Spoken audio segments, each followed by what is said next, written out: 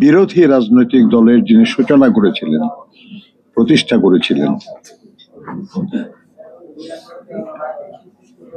শুধুই জনগণের জন্য যিনি জীবনের অনেক কিছু বিসর্জন দিয়েছেন,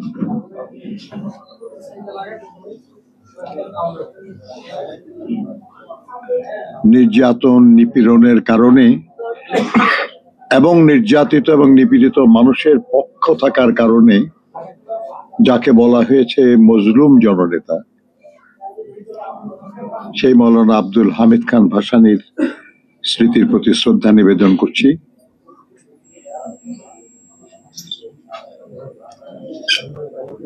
এবং আমি আজকে যে দল করি, এই দলের প্রতিষ্ঠায় ওনার অনুপ্রেরণা ছিল,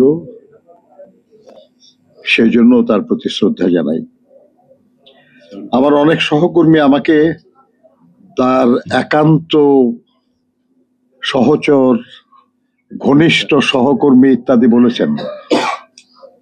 এটা সত্য হলে আমি খুব খুশি হতাম, খুব গর্বিত হতাম।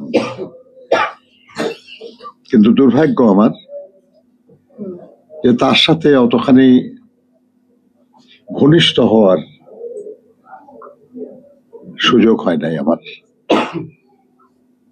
আমি ব্যক্তিগতভাবে তার কাছে কৃতজ্ঞ অন্য কারণে। আমি যখন জেলে ৭৫-৭৬ সালে, সেই সময় তিনি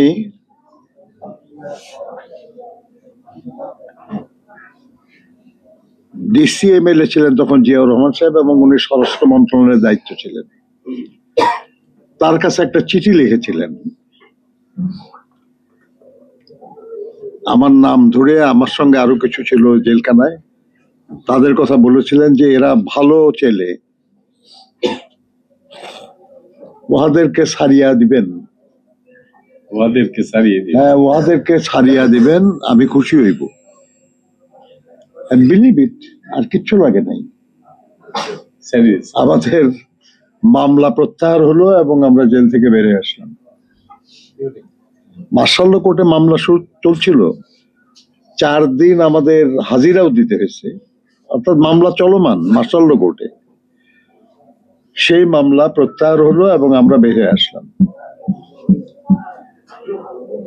দেখা করতে গেছি তার সঙ্গে, কিন্তু এত মানুষ তার সঙ্গে দেখা করতে যেত তখন, মানে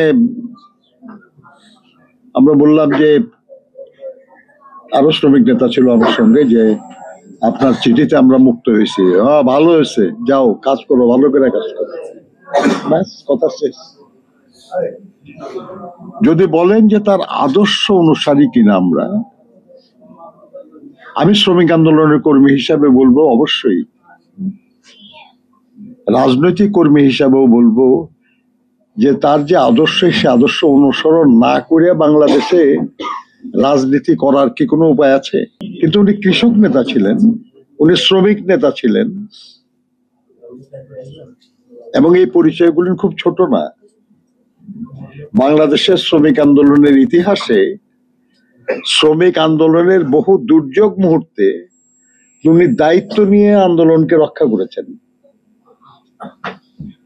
শ্রমিক আন্দোলনের অনেক বড় বড় নেতা তার কর্মী ছিলেন। যেই বাংলাদেশে বহু গুরুত্বপূর্ণ নেতা, বহু প্রধানমন্ত্রী, বহু প্রেসিডেন্ট, বহু মন্ত্রী, বহু এমপি, বহু বহু গুরুত্বপূর্ণ সব মানুষরা ওনার হাতে গড়া, তার কর্মী।